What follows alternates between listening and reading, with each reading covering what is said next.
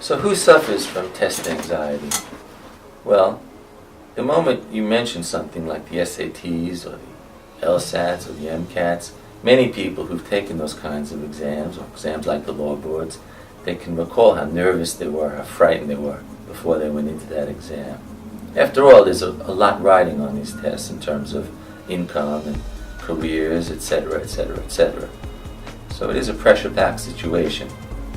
So who suffers from test anxiety? Well, a lot of the people who suffer are people who are quite motivated, perfectionistic, they want to do well, and they're terrified of performing poorly.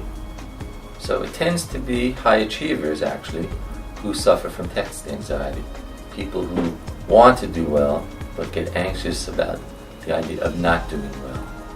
Fortunately, there are ways we can adjust their thinking, adjust their test-taking strategy, adjust their pre-exam routines, much the same way that we help athletes to perform their best when they're faced with a pressure-packed situation.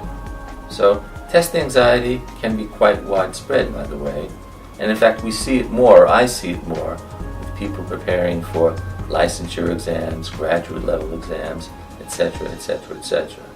And this might be because the younger people don't recognize that they have test anxiety. They're apt to take a prep course, which is fine, can be very useful. But older people seem to recognize, hey, I know the material fine, I'm doing well on practice tests.